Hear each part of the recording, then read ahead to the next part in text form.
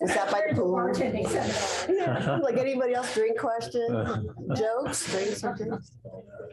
Bar tricks? We're in Italy. Yes. Going to Orvieto, Okay. which is in the middle of the country. It sits up on a bluff. They make a lovely white wine. Oh, it sounds And nice. you're sitting on the patio, drinking the wine, looking down on the grapevine. Perfect. You never get a bad meal or a bad glass of wine. That's true. You look like you've been there. I am. And I lived there for over a year in Florence, in Italy. So we're talking about Italy now and drinking wine while you're looking at the vineyards in Italy, Well, which I recommend highly to everybody. my family is from the province of Barrett, which is right on top of the hill Okay. on the Adriatic. Uh-huh. We've been there and had dinner with What's- relatives. Couldn't get out of the seat. Ah. They miss us so much. Beautiful. It is. It's a beautiful thing. Yeah, I hope to go back. I practice Italian because I'm going to run away to Italy someday and stay there. In fact, when I went for a college program for a semester and I stayed. My parents were like, come back, finish your degree. And I'm like, no, I'm going to live in Italy now. Bye. Wow. And well, not really. Grandparents. Yes, my grandparents did. Mhm. Can I go now? Oh, okay, we can go on with it. Let's go on with our presentation then. Thank you all again for being here. Thank you for your patience while we work through our technical difficulties. My name is Lisa Soto. I'm the Executive Director of the Marine Resources Council. Welcome to the Ted Moorhead Lagoon House. Those of you in the room, it's delightful to have you here. Thank you to those who are joining us on the webinar today. Have a couple of brief announcements, and I'm going to turn it over to our incredible speaker. First, to please remind you to silence your phones so that it's not a disturbance to others or to the speaker during the session. We have a couple of announcements.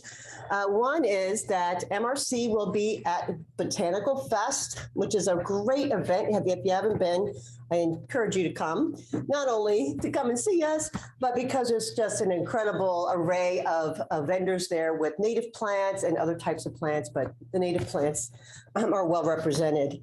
It's downtown at the corner of 192 and US 1 in the 1900 building parking lot. All day on Saturday, we'll be doing the rainbow workshops at 9 and 11.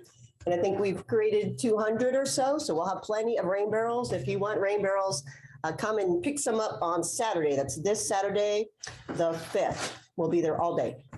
The other tidbit is that we are releasing this year's Indian River Lagoon report card on the 10th of March. It'll be both a combined hybrid and Zoom and in-person presentation.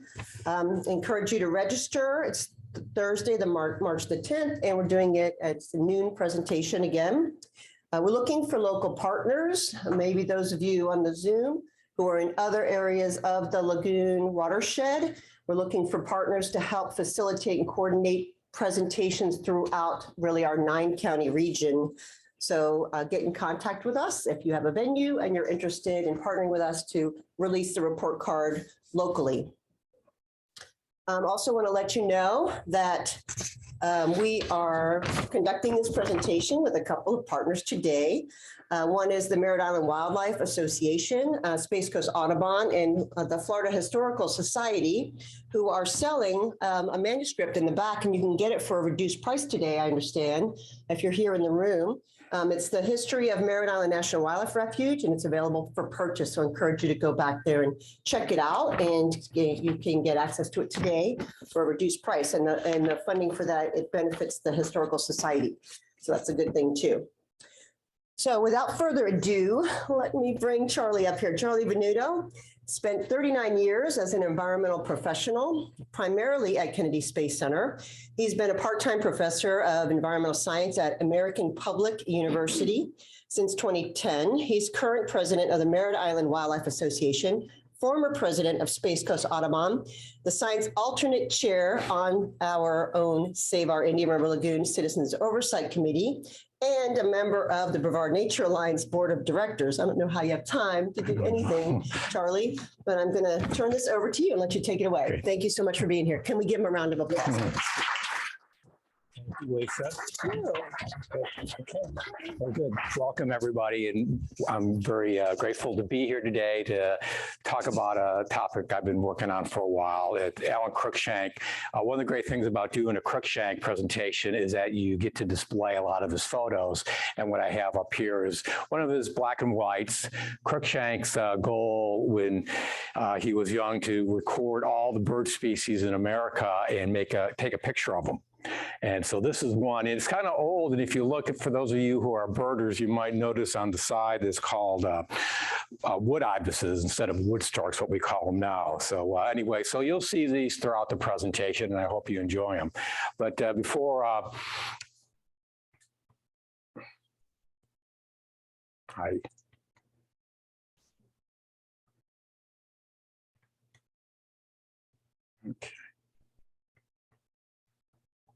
Grab the wrong one. We're having some clicker. There we go. Okay.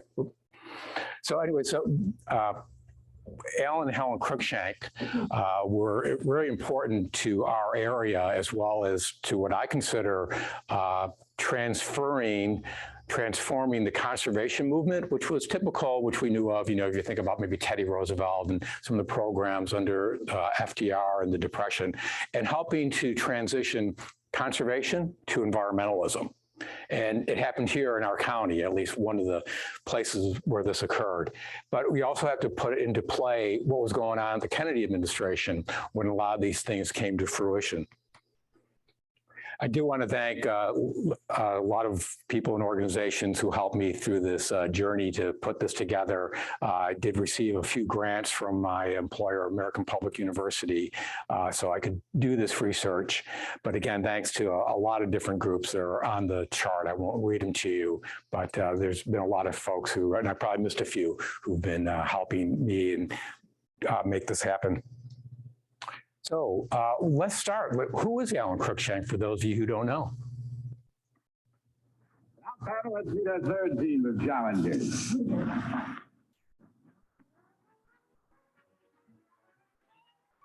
What is your name, please? My name is Allan D. Cruickshank. My name is Allan D. Cruickshank. My name is Allan D. Cruickshank.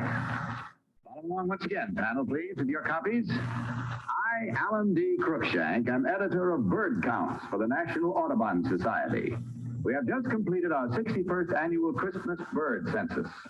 From December 21st to January 2nd, over 10,000 bird watchers took to the field to report sightings of more than 500 different species in the United States and Canada. Of all the bird watching teams competing, the group which I led broke all existing records by identifying 200 species of birds in one 24-hour period.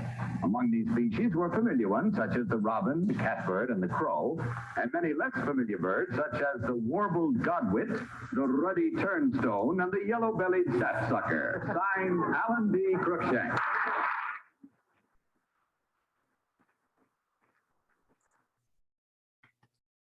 The area where they were talking about where the count had occurred, where they recorded more birds than the other place, was here in Brevard County. So how did Cruickshank get interested in birds? He was, at a young age, he saw a screech owl in a tree, and it just captured his imagination. And it says, I want to know more about these creatures. And this is in New York City. So you don't always think of New York City and the Bronx in particular as an area rich with diversity and wildlife, but it is, and it was anyways, and Cruickshank was able to find a lot of creatures there. He started out at a young age, and he ended up finding people who had other like-minded of his age group, and they formed what was called the Bronx Bird Club. And they would go out in different areas around the New York City and Bronx area and do their bird counts. In fact, he got a lot of notoriety. They ran into a fellow from the Linnean Society, and they were talking to him about, bird watching and what they were seeing and bringing up questions to him. And this man thought, these guys are pretty smart. They know what they're doing, and they'd like to take them under, his wing and, make them even more knowledgeable about what they're looking at. So one of the things that they did is they had this bird guide that they used. Read Bird Guide, which was kind of the thing at the time. And they also found a bird book of birds of New York City in a garbage can. They cut the photos out to help them with their identification. And of course, they didn't have the optics that we use now in a lot of our birding. They use these opera glasses to help spot the birds. So he was born in the Virgin Islands in 1907. And I think it's fair to say he was a bird prodigy. He was the first one to find a nesting king rail in New York's area, New York City. And so that got a lot of attention and got people interested in what he was doing. And they got involved in the Christmas bird counts. And they started this working in these Christmas bird counts, which we do every year in December, they started strategizing it. They said, well, instead of all going in a group, let's kind of break up. You know, you guys do this area, you do this habitat, and we'll meet together at night and let's see what we found. So it turned out to be a very good strategy that's pretty much adopted by all the groups that now do bird counts for Christmas. So Allan went on to college in New York City at NYU, and he was an athlete. He was on the track team. He threw the javelin. He majored in both biology and public speaking, which both of them came very handy for what he did as his lifetime work. He was also a leader, and that was also a very important characteristic. He was class and student council president, sports editor, so he was writing about what they were doing at NYU in sports. So he always had that going, and he was also voted the best in all-around man and the handsomest. And I'll leave that to you for that. So Allan met his to-be wife, when he was out doing some bird watching. And he saw a woman who was in an apple tree. And she was bird watching. And this must have probably some love at first sight where they got together. And, at this point, they started birding and going on bird trips. And so they got married in Rye, New York in February 1, 1937. And guess where they're going to go on their honeymoon? To Florida, right? Pretty common destination for those of people going on their honeymoon, but theirs was a little different. So, they said that, we got married at the Presbyterian Church, but the birding seemed rather inconspicuous, according to Allan that day. And then Helen said, well, we packed the car, said goodbye, put the corsage on, the gardenia, but our bird list was kind of small, but we did see a Cooper's hawk. Not perhaps what a lot of people would say, getting ready to go on their honeymoon or recording it. But how do we know this? How do we know what the Crookshanks were thinking and talking about that day? But the University of Florida has the holdings of the Crookshanks, or at least part of them. When the Crookshanks passed away, the Crookshank family did not have any children, so they donated these files and pictures to the University of Florida, and they're sitting in this 4 or 5 drawer file cabinet in the back of the Natural History Science Museum building. But this was Allan's on the left, and Helen's is on the right, but they use these simple composition notebooks to record what they were doing on their trip, as well as not just to this trip to Florida, but on several trips that they took. And Allan had a map in his journal that shows their route as they entered and moved around within Florida and out of the state. So they made it took 4 days to get here from New York. There are entries of their journal for those parts of the trip, but I thought it was more interesting to concentrate on the Florida part. So they crossed Florida on February 5th. And what's the first thing that's in Allan's note? It really wasn't so much about what birds they saw, but he was really astounded because he saw a chain gang of men in black and white stripes with picks and shovels working on the road. And he's remarked, like, this is something you only see in a bad movie, but here it is in Florida. So as we might say, welcome to Florida. But as you can see from the journey and the trip here that Allan put in red pencil, that they started the state and they went toward the middle of the state. And their real goal was to go toward the Kissimmee Prairie area. The Kissimmee Prairie was land that was managed by the Audubon Society that had a warden, and they wanted to spend a lot of their time there. Now, Allan had already started working for the Audubon Society as an educator, And so he had these contacts in Florida. So they made it down to the Kissimmee Prairie, but they also went down to the southern tip of Florida and then made their way back up toward the prairie. And then as they exited, they went to what I think is US 1 and journeyed out of the state and passed through Brevard County. Allan was meticulous. So as you open the book, you'll see that he put this chart together. It's got the birds that are listed on the left-hand side, and across the x-axis are the days of the month.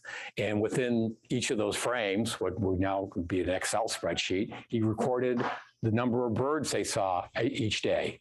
So this is a really good format for somebody who's going to lead the Christmas bird count for the entire Audubon Society. Somebody who is willing to, take a lot of time and make sure all the numbers are right, and to make sure, every bird that they saw that they could identify was captured.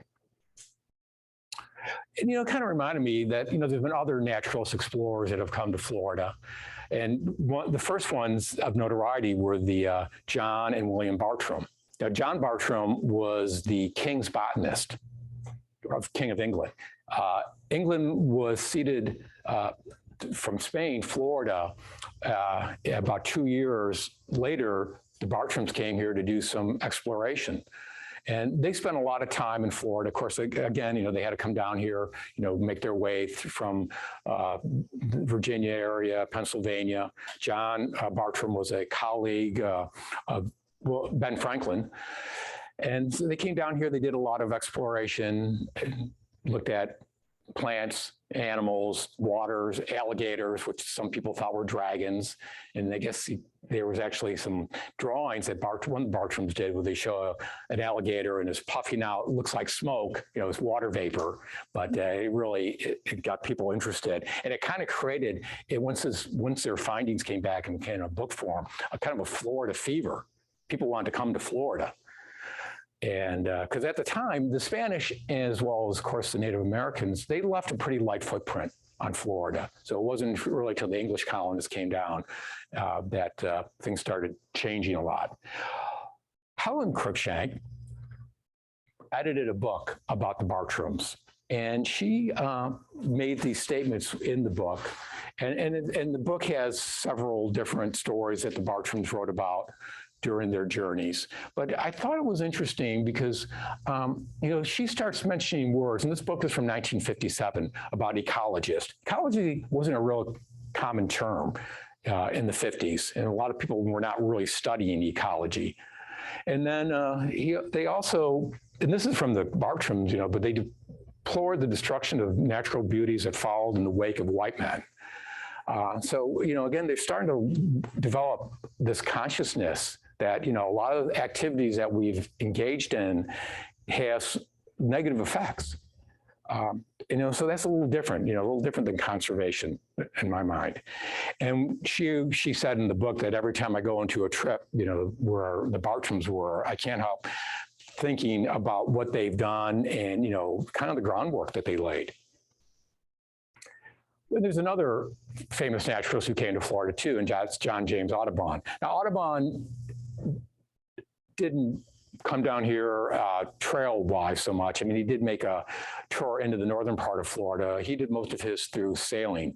But it was interesting because there was some correlation between Audubon and Crookshank in that they both didn't do really well in business. Allan went to Wall Street for about a week after he graduated and said, this is not for me. There's no way. This is not what I want to spend my life. He ended up going to the Natural History Museum for a while, but he didn't really want to work with dead animals. He really wanted to be out in the wild and capturing the life. They were both born in the Caribbean, and they both worked for museums. So you can see Audubon's trip on the boat. And of course, there's a lot of reckoning that for those of us in Audubon are dealing with John James Audubon, with a lot of racial issues, and it's still something that the society is working through. But I just thought it was interesting. So I think in a way the Crookshanks really followed in the footsteps of other naturalists who've come down and left their mark. Although I think theirs isn't as well reported. as the other ones we've seen. So, so here we go back to the Crookshanks, and they're coming to Florida.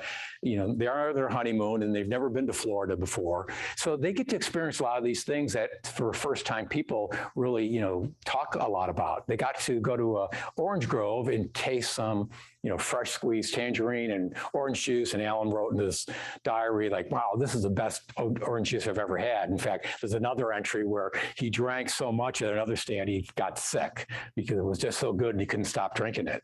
So, so they're having some fun on their honeymoon. They're not just bird watching, but bird watching is a lot of fun too.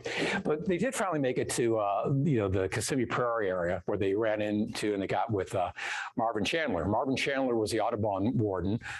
In fact, he passed that on. He died rather young, Marvin, and passed it on to his son.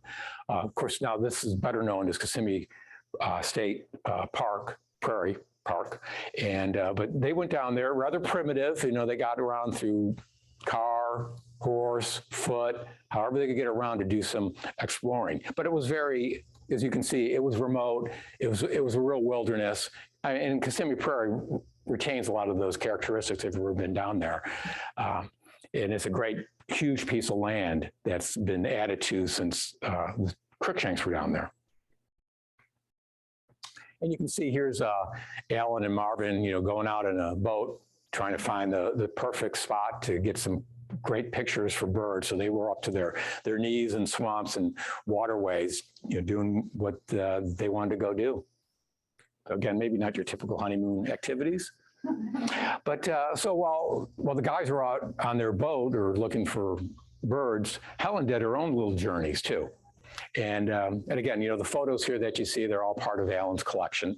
So Helen went out with one of the other guides, and they went out looking for, they wanted to go see burrowing owls. But she was introduced to something called a gopher tortoise, and it kind of made her curious because gophers aren't there mammals, but no, they're tortoises. And so, she wrote in her log that, they're actually looking at turtles this day. And they also had another thing that's common to first-time visitors to Florida in March or February. They got sunburned. So again, so then they experienced a lot of the things that tourists do. But they did some pretty uncharacteristic, at least from a tourist standpoint, things. They went out and they collected some dead fish, with the idea being that they wanted to use the fish as bait so they could take good photos of vultures. And Allan would go into a blind to do this. But they just happened to come upon a dead bobcat, and they strapped it on the side of their car and tooled away to their hotel, the Sutherland Hotel in Okeechobee. But it did make Allan ponder a little bit, like, I kind of wonder what the other hotel guests are thinking about these dead animals on the side of our car. But it didn't deter them. They went out and they got some great pictures of vultures eating and doing vulture things. So again, they were on their honeymoon, and there's one entry in Helen's notebook, kind of says it all. It was Valentine's Day, and they're in the Everglades, and she said, a Valentine's special at 6:30 woke me out of a sound sleep. So I'll let you guys think about what that is. But again, like I said, it is their honeymoon, and that's the only entry that day. In fact, the two of them wrote differently. Allan, as you saw earlier, was pretty factual. Here's what we saw. I mean, he did, have some editorial parts, but Helen was much more poetic in her writing. And you can just see here, on February 16th, they're on the Shark River, and she writes about the silence of the wilderness is a remarkable thing, not a sound of man anywhere. Before dawn, I listened to the sounds of birds, splashing fish, frogs, skulking of alligators. I mean, I can close my eyes and kind of start hearing those sounds. And so this was typical of her notebook until we got to a couple days. And then later where she started writing and rewriting what she was seeing and observing. And I looked at that and I was trying to figure out, what is this? What's different about this part of the trip? Well, she started what would end up being an award-winning book about journey to flight to sunshine. she wrote down this list here. This list would actually become the chapters of the book. And the book was a combination of Allan and Helen with Allan's photos supporting the text that Allan wrote. So it's a great book. It's out of print, but it's something that if you're interested in seeing the work of the Crookshanks, is worth looking at. But I do want to warn you that if you want to get Flight in the Sunshine, it's the one on the right-hand side. If you might find this one as well, where Flight in the Sunshine, and she worshipped his warmth but feared his motives. That's not the one. I don't think most of you want, but it did win some awards, the one on the right that I know. So Allan was a great instructor and a teacher. So good that he could get people to smell birds. Now, that's got to be a pretty good instructor. He was there at Hog Island, which is an island in Maine, for 22 to 23 years. And what's going on in this photo is that he's got this petrel, I believe. And one way to discover these birds is that you can smell them. And they're apparently hard to find. I know I got some really good birders in the audience, so they might be able to help me with this and to understand this a little bit better. But he was a great instructor. He was very popular. He almost always wore the tam o' shanter. Crookshank had this view that, birds really don't care what you wear. And a lot of times we go in there and wear camo and, try to hide. But they're more concerned about movement than they are about color. And he was Scottish descended too, so he always liked to wear his colors. So, they on Hog Island, they go out on these trips. People would go up there for a week, and there was different type of classes they would take. One of the big excursions was to go out to the different islands where you go see puffins and gulls and other species. And if they had a good day, Allan would go do a handstand, because remember, he's really athletic. And as they came into port and they take this picture, it's also interesting to know that everybody on his boat is female other than Allan. And he was very popular. He was just such a wonderful person. And just so everybody just wanted to be in his boat and on his trip. Now, what I didn't mention earlier when we were talking about the Bronx Boys Club, one of the other members of that club was Roger Torrey Peterson. And Roger got to go to Hog Island once. He wasn't invited anymore after 1 year. But Allan, like I said, he worked there for a good part of his life. So another thing that he did was he went around the country for Audubon doing these talks. And he went throughout the United States and Canada. And he talked to almost 3 million people during 5,700 talks. And he was popular. I was looking at some of the newspaper articles about him coming to town. It was in front page news for some of these places up in Utah and other locations as well. And he did a film series. Unfortunately, I was never able to find any of the films that he did, but he was popular and he helped spread the word. He spread the word about conservation and how important birds were in our life and why we needed to protect them. So he was getting that message out in the 30s, in the 40s, in the 50s. In fact, Allan helped move birding to something that was kind of a niche activity for, maybe well-off people, retired people, to something more to the general public. So much so that Sports Illustrated carried several articles about Allan and about our area being such a wonderful spot for the Cocoa bird count. And I'm not sure there's ever been another Sports Illustrated article magazine that displayed a egret on the cover. I'm going to guess probably not. So he really, this is really a big transformation and a big shift from how people were perceiving it. It wasn't something that was just done by nerds, but a lot of people were starting to do it. Now, one of the articles that was in the Sports Illustrated happened to be illustrated by Roger Torrey Peterson. And, Roger really brought birding to the mainstream as well because of his books and his guides made it much easier for people to go out and identify the birds that they were seeing. He had a lot of great cues in his books to help differentiate the different species. So he illustrated this, or some of his illustrations were in this. But so this talks about the Christmas bird count in general and in our count as well in this particular article. And again, there were several. In fact, the article also talks about where they would meet in the Presbyterian Church in Rockledge, where Audubon's been meeting for 65, 70 years now. So it was a nice tribute, and again, bringing this to the public attention. So how did he do it? Well, he didn't have a small little camera or a camera with a really big telephotic lens. He had these box cameras that he had to use, and a blind. And Allan was pretty tall, as you might have saw from the pictures. So these blinds had to be taller. He did a lot of cramping around, and of course they're hot, but his will to get the perfect picture, because you had to be pretty close with that type of camera. I mean, you can't take pictures from really far away to get the pictures that he did. So he worked with cameras and the blinds, and and running around with a camera like that, going up in a tree or climbing mountains, it was not easy. But again, being as athletic as he was able to carry this out. Explain to me why the swallows come back each year to a place like Capistrano. Why does this happen regularly on a specific day each year? That's not true to begin with. They come back approximately the same time, and a bird generally returns to the place where it was hatched.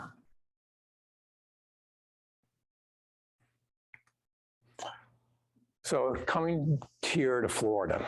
So the Crookshanks moved to Rockledge in 1952. They had traveled a lot of the country. They had made other trips to Florida, and they really fell in love with Florida, and they wanted to move here and live here. So they built a house on the River Drive and moved into it in 1952, where they resided until they both passed away. And while Allan was here, Allan and Helen, they're here for their first Christmas count. They went out and they were doing their Christmas count, and they ran into some other people who were also doing the Christmas count. And Allan didn't realize that there was a Audubon Society down here. At the time, it was called the Indian River Audubon Society. Now, the Space Coast Audubon.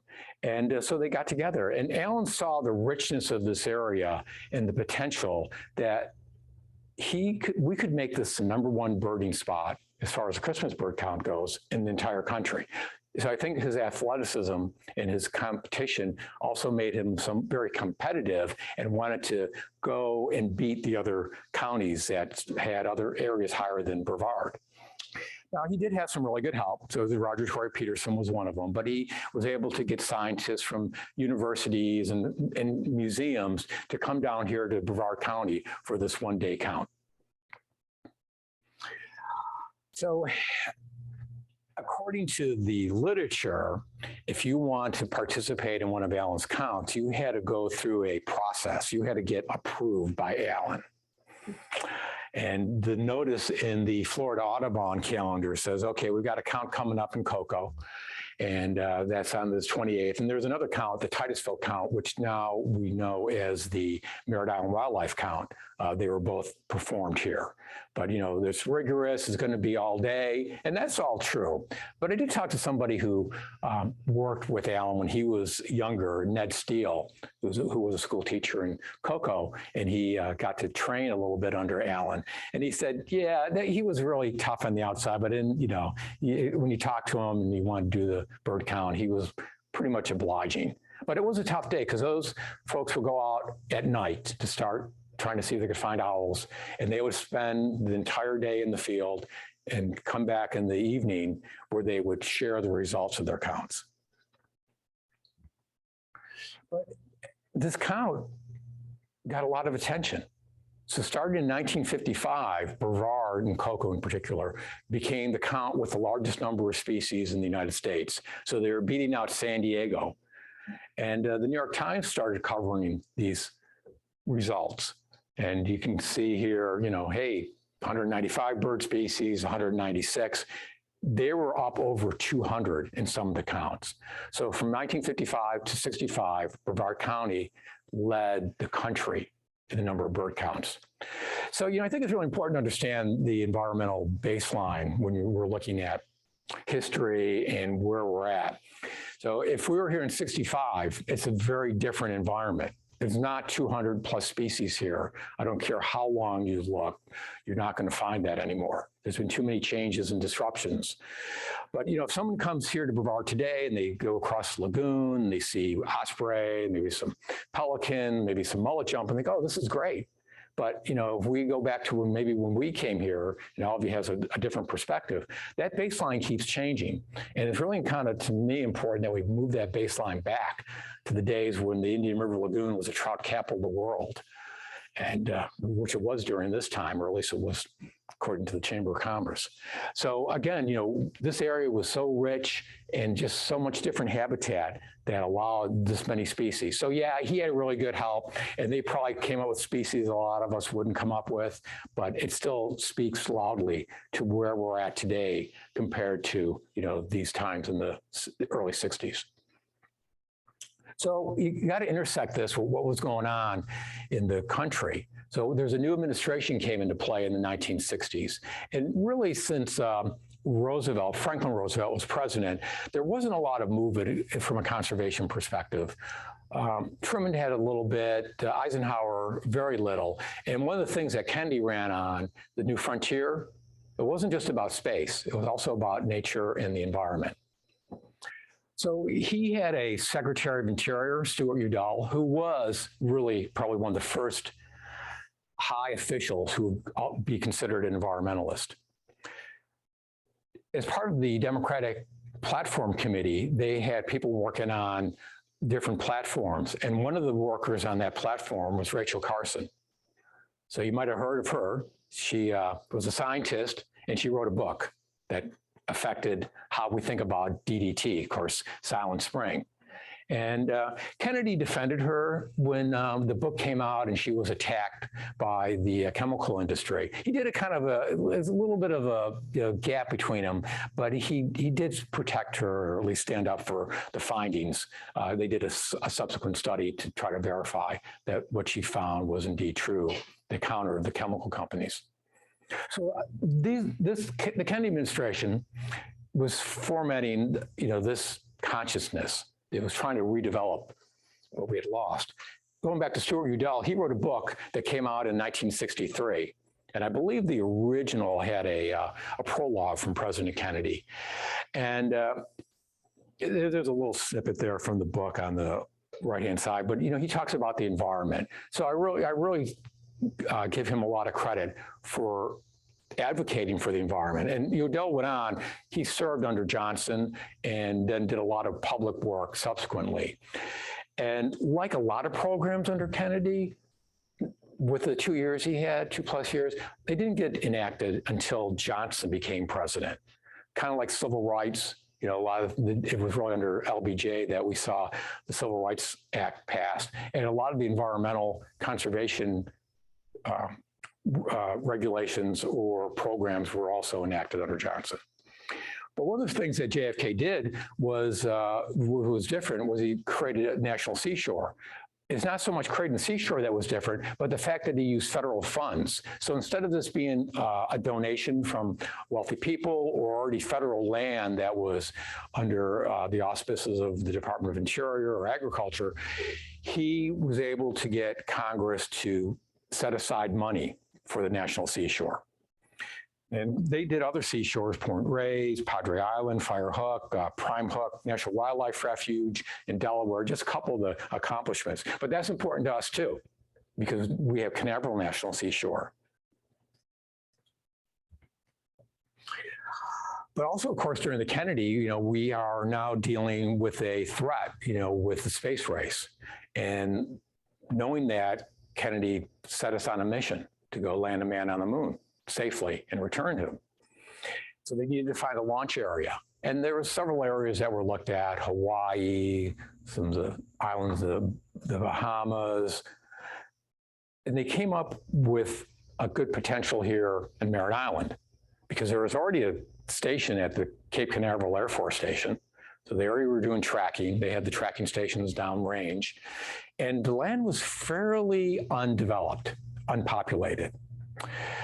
So NASA was chartered with coming up and forming a space center Now, at the time, it was called the Merritt Island Launch Area, MILA. Wasn't the Kennedy Space Center at the time, of course. So they selected this area and they took title, eminent domain, to 84,000 acres of land, 56,000 acres of submerged land. And again, the people who lived in this area, there were a few hundred people, and there was communities. There was Shiloh, there was Wilson, there was fish camps, there was churches, there were houses of worship. There's communities in there, and they had to move these people out of in their homes too. Some people, had their homes moved. A lot of people just left them. So it didn't make people, the locals, happy. And people were complaining that my neighbor got more money for his house than we did. How come this is? Oh, you would give them dinner, the guy who was doing the appraisal. That's why you got more money.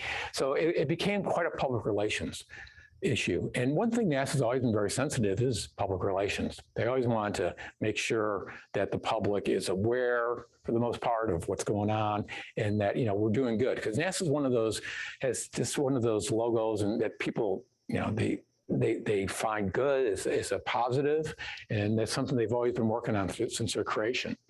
So this is what they ended up acquiring, the land, and they did it in increments. But the first part was the part on the west side of Merritt Island, which is where Black Point Drive and some of the more notable parts of the wildlife refuge are, and then went throughout before they had, within 2 years, had all this land that they would now use for the Space Center. But they really didn't need all this land for space operations. They really needed it for a buffer. So knowing what was going on with the public, knowing that people were going to be displaced, NASA tried to come up with a compromise. But if you go back into the early 50s, Crookshank had been doing bird counts out here and recognized the value of this land for nature. He had gone up to the state, can we buy this land? And no, there's no money, we can't do that. And so he ran into roadblocks, but always knowing that, this land was someday going to be developed, not knowing it was going to be developed as a space center. So they started partnering, NASA started partnering with Allan Cruickshank. And in fact, they used him in an article in the Spaceport News talking about birding, introducing the workforce to these activities that were occurring on the Space Center. So it was positive. Again, NASA's spinning this to let people know, hey, we do care, or at least we're showing you some information about this, because it was a unique location. So we got the wildlife refuge established, and it grew as well, kind of like you saw how NASA acquired the lands. Well, the refuge kind of grew in parallel to that. They took more and more land, where now most of the land, 140,000 acres, is under the domain of the Fish and Wildlife Service.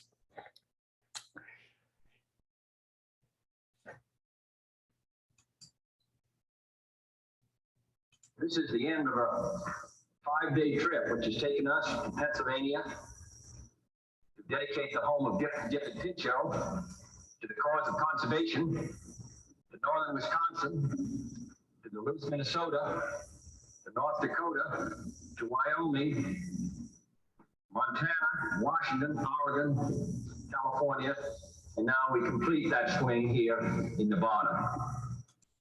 So Kennedy did this trip, this conservation trip, in September of 1963. So 2 months before the assassination. And again, this goes back to my premise is that, Kennedy's administration was establishing this culture of conservation that would be promoted and, go way beyond, I think, even what he thought of.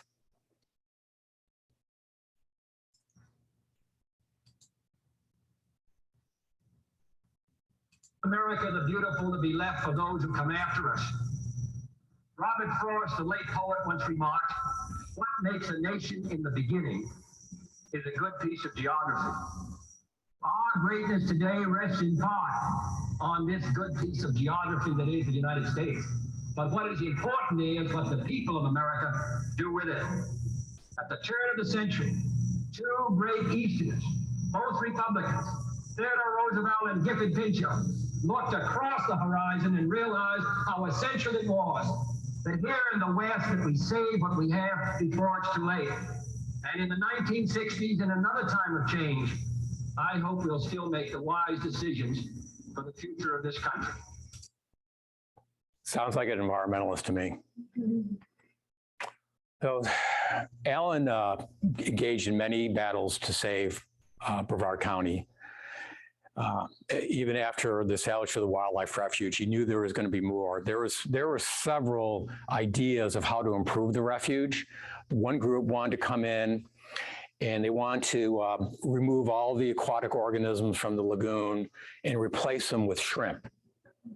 And this had the backing of some very powerful people. There were senators who thought this was a really good idea, and Chamber of Commerce organizations. And NASA repelled all these ideas, fortunately.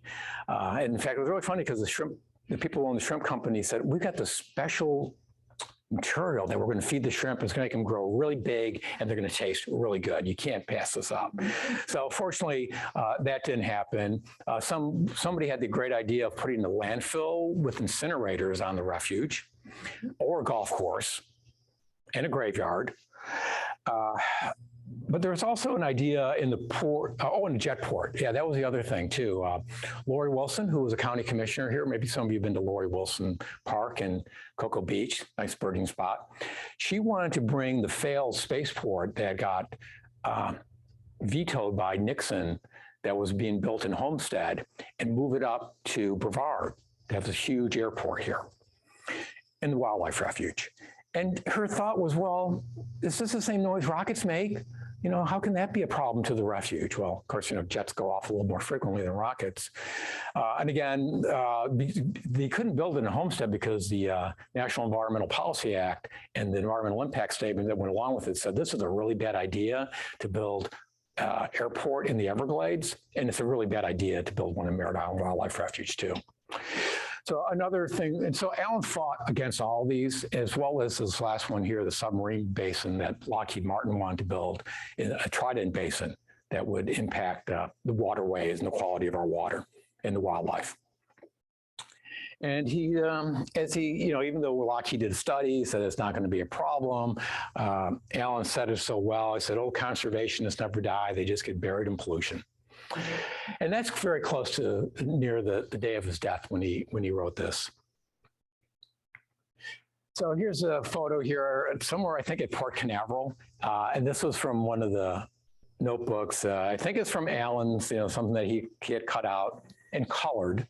He colored his shanty there on top of it and just showing, you know, Allan leading a group of folks out in a bird count.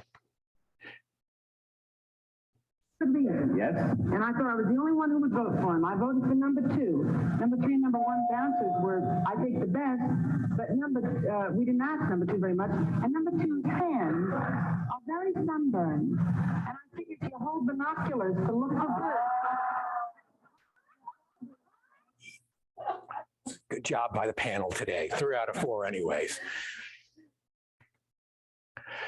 So Allan and Helen are both memorialized. The photo there on the upper left is up near Hog Island, but the other 2 are here in Brevard County. And of course, we have the Helen and Helen Cruickshank Sanctuary, the Eels property, which if you need to take anybody to see a scrub jay, you know that's the place to go. And of course, the trail at the Wildlife Center. Originally, they were going to name the visitor complex there after Allan, but the 2 firefighters who died in the burn out there, they ended up naming them for those fellows. And this was just a designation from the Department of Interior saying, hey, you know, we really want to recognize Allan for all the good work he's done. But yeah, and they were able to at least get the trail for that with his name on it. Because we wouldn't, without him, I'm not sure there would have been a Merritt Island Wildlife Refuge. So the trail was designated and there was a ceremony. And I think I'll let Allan just kind of end the talk. And this is an interview with NASA. KSC Report, a weekly coverage of events at the National Aeronautics and Space Administration's John F. Kennedy Space Center. Each year, the Kennedy Space Center cooperates with the National Audubon Society bird count. A count is made within a 15-mile circle in Brevard County that includes many acres of land inside the Space Center's boundaries. Allan Cruickshank, editor of the Society's nationwide bird count, reports 197 bird species were identified during the latest Brevard count. For instance, the group that went in there the other day had 11 different species of herons. Now, most people would not realize there were 11 different species of herons. They had 10 species of ducks, which is very good. In most areas in Florida, I wish they could get 10 species of ducks. 13 different species of plovers and sandpipers. Now, those are what we call shorebirds, the little sandpipers, the plovers, and the group going into the NASA area had 13 different species. They had 5 different species of gulls. They had 5 different species of wrens. At several lectures across the country, people always say, well, aren't you sorry NASA came into your area? Doesn't that ruin it for you? And I say it's the best thing that it could ever happen from the conservation angle for Central Brevard, because for 15 years, ever since I got here, a group of us have been trying to get some of the area on Merritt Island set aside, and it was impossible. And now NASA comes into the picture, and the eagles, which were being wiped out rapidly and disappearing from this area, are definitely coming back. And we know of, I guess, 4 different nests right within the NASA area of bald eagles. So we're very happy about the whole situation within the NASA closed off area. We think it's a wonderful thing for Brevard County and for the country. So thank you all for your attention today. This painting resides at the Merritt Island Wildlife Refuge headquarters, and you can go see it when you're up there doing some birding. So again, thanks. I appreciate your attention today.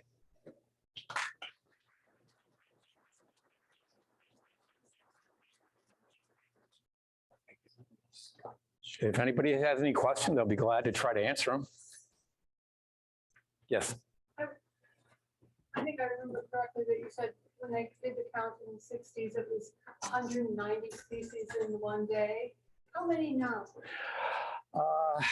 I'm thinking, and David Simpson's here, he might be able to help with that. Maybe about 150? About 150 is a pretty good count today. Yeah. Oh, good. Yeah. It's good, but if you look at it, that's about a 25% decline. Does anyone have the questions written down on the cards so that we have to moderate so the Zoom the webinar people can hear the questions? So if you can write your questions down on the cards, we can ask them for you. Do we have any questions online? Not yet. Okay.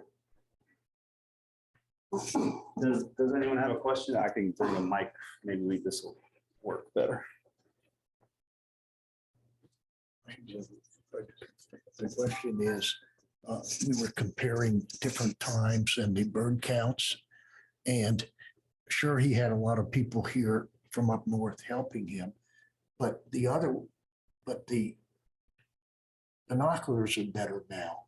So I think that also contributes to showing how many more birds there were before, because you have birders now, young birders, and you have the internet telling you one was sighted here and there.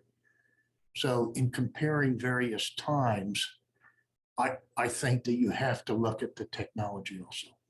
Yeah, it's a good point, because there's a lot of variables that are out there, and we do the Christmas count just one day, and that can be a really bad day, right? It could be rainy or just not conducive to birds.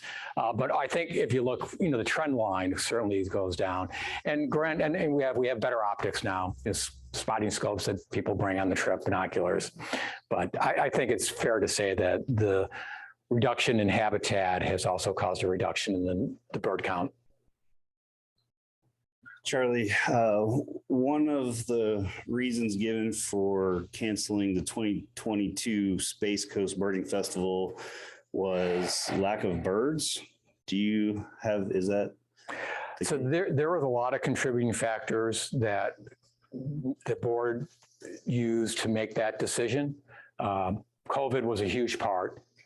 The demographics of the people who come here for the birding festival also, because, you know, it's more people who are a little bit older and now are a little bit more concerned about traveling because of COVID, and just the traveling again is different. But it's not a great day. It's not a great year for birds at the wildlife refuge. It's not as good as it's been. You know, is this an anomaly? Is this a trend? But it certainly was one of the considerations for canceling. But the registrations were down, you know, and there's a lot of money that goes into putting on the festival. And it was almost like, you know, it's time to, you know, let's kind of cut our losses now before, you know, we inconvenience a lot more people. That's a good question.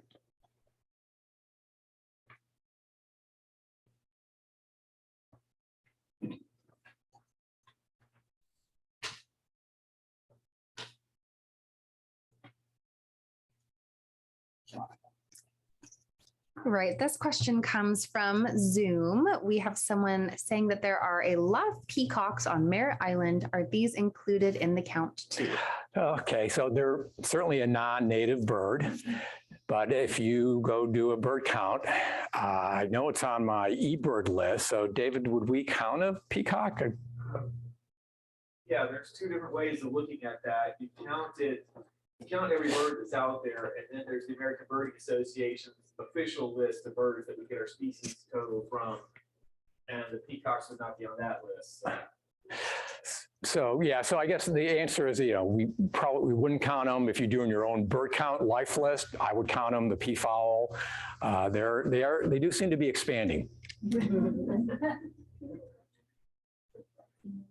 Charlie, are there any birds that you haven't seen yet that you're looking for? What bird are you hoping to find? Oh gosh, there's a lot.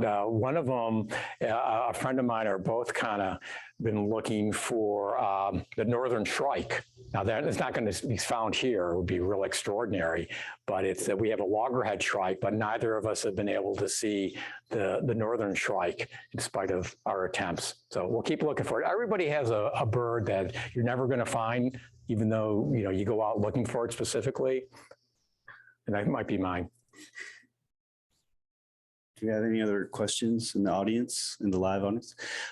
Charlie, as far as the fight for creating conservation and NASA, if it wasn't for NASA, we wouldn't have that conservation land in Brevard. What is the current status for growing conservation land in the area? Well, good question. You know, we've got the eels is going to start to come up again for a referendum, and that's something that we need to be aware of. You know, we haven't bought any land under the Environmentally Endangered Lands Program in a very long time. It's not to say there's not some valuable lands out there that shouldn't, but we have not because we used all the funds. That's going to come up to the voters, I would imagine, another couple of years. I think the thing we need to be concerned about is not so much getting more land, but preserving the land that we have. And there's a lot of activities going on at the Space Center, a lot of proposals. A huge launch pad has been proposed that could impact the wildlife refuge, could impact the national seashore, could impact the people who like to go to the beach up in that area, because that road may be closed if this proposed launch pad is built. We don't know a lot more about it, so you know, I hate to speak too much about something that I only know a little bit about, but it's something that I think everybody here and everybody who's listening should keep an eye on if you want to maintain some of the qualities that make Brevard unique. Awesome. We've had a couple more questions come in through Zoom. How many roseate spoonbills have you counted in Brevard? It depends. I mean, there's been some days at the wildlife refuge where I've seen flocks of them, and you know, there's dozens and dozens. So it's kind of a one-off. Where I live in Satellite Beach, I'll do a run, and I'll see on Patrick Drive the roseate in a ditch. Like, you know, you deserve better than a ditch. There's all these nice area, but so yeah. So you know, anytime I get to see one, it makes me smile. So given the water quality degradation of the lagoon and the fact that the vast majority of wetlands within the Indian River Lagoon are located on Merritt Island National Wildlife Refuge, what's your opinion on the impoundments? This says even impoundments that are connected by culverts significantly limit the assimilative capacity of these wetlands. Great. That's a great question. And, that's another area I could have talked about in the review, because the part of settling Merritt Island was managing the mosquitoes. So the Brevard Mosquito Control District went with that approach, and they had used that in other parts of the county, but not in northern Merritt Island at the time, because again, it was so underpopulated. The good news is they didn't want to use DDT and other chemicals that could bioaccumulate or biomagnify, but on the same time, they changed the landscape. And with the dikes, we can probably say with a pretty high degree of certainty that caused the demise of the dusky seaside sparrow. The dusky seaside sparrow bred or nested on the ground, and so their areas got flooded out. So the Fish and Wildlife Service has opened up some of the impoundments. Are they adequate? Should they be typically taken back to the wetlands? What's the balance that they're going to maintain? Because now you have another group of people who like to duck hunt, and those impoundments are great because they're fresh water, and ducks want fresh water, not the estuarine water. We got another question from the audience here. What is contributing to the decline of pelicans in this area? It's a good question. I don't have any data that talks about it in particular, so I don't know what the population dynamics are, but they're a top level predator. So anything we put in the environment, that gets accumulated, they're going to get more doses of it because of the way that they're kind of an apex predator in a way. And so it could be a result of pesticides, herbicides, insecticides that might be affecting them. But I know one thing that affects their population, and that's fishing line. And I can't tell you how many times I've seen a pelican with fishing line entangled on it. And that's a terrible, terrible death if they strangle or otherwise can't move because of that, lose a wing. Is there a plan to establish the number of bird species now? Well, it's a kind of a dynamic thing. We are always recording our bird species, and the reality though is that the numbers are going down. And there was, since 1970, we lost in North America 3 billion birds. You got to think about that. 3 billion is a lot. Just try counting to 1 billion tonight. Well, see in about 20 years, because it's just a staggering number. And we're losing more species too. So we got to start working on it and keep working on it for those of you who are doing it. We have another question. You stated that there were over 200 species of birds seen in the Merritt Island National Wildlife Refuge. Are all of those native birds? Again, based on what David was saying, that they were native birds. And again, just to differentiate, so there was 2 counts. There's the Cocoa count and then the Merritt Island count. And the Cocoa count is an area, I think it's a 15-mile radius around Mud Lake. I got that right? That does it. I believe that's the center point. So the Cocoa count would include the beaches, the port, some more inland areas. The Cocoa count has always had more species than the Merritt Island count. All right, and looks like we have one more question from Zoom. How can we protect Playa Linda Beach and the Merritt Island National Wildlife Refuge Visitor Center from SpaceX expansion? They suggest that they use the abandoned launch areas at Cape Canaveral to save the wildlife refuge. So we need to be watching for when the notices come out relative to the scoping process. And what I'm referring to is that, they just can't come in here, nobody can come in and build on federal property of any type of activity that's going to, involve land changes. So when this comes out, if they go forward with it, the public who's interested need to be aware. Now, they put out public notices. There's a lot of groups that are channeling or monitoring this. The Indian River Lagoon Roundtable is one of them. And I would encourage those folks to stay tuned. There's going to be a lot out. I think the Florida Today is going to be pretty good about providing information too. So there'll be public meetings. There's going to be a lot. If you might recall, about 5 years ago, there was a proposal by Space Florida to build launch pads on Shiloh, the northern part of the Merritt Island Wildlife Refuge. In fact, the part that even goes into Volusia County. And they had to do a scoping meeting in, I think, Volusia and in Brevard. And a lot of people showed up. And that was never built. Charlie, if people are interested in bird watching and birding, what local groups or what do you advise for newbies trying to get into it? What do you recommend? Thanks. The Space Coast Audubon Society is a great place. They have birding trips that are designed for beginning birders to advanced birders. And I know there's a couple of people here in the audience who do those bird trips. So Space Coast Audubon would be a wonderful resource to use. But you can always come up to the Merritt Island Wildlife Refuge Visitor Center too. And that's some real easy birding. They got a trail.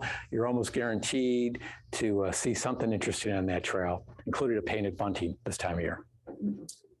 Thank you, Charlie. And just for everyone in the audience and the people in Zoom land, can you tell us about your article and how we can get a hold of it? Oh, okay, great. Yeah, so there was an article about the topic we talked about today that is available at the table in the back right here through the Florida. Yes, it's through the Florida Historical Society. And I'm going to Dorothy's coming up here with the book. So it has a photo with President Kennedy on. So, oh, that's right, it got to be up here. And so this is available in the back if anybody would like to buy it. Now, for people who are listening, Dorothy, how can they go to the Florida Historical Society webpage? Yes, they can go to our website, which is myfloridahistory.org. And they can go on there and get in touch with me. They can either call me or email me, and I can ship the book out to them with just a little bit extra cost for the shipping. And the book is $10.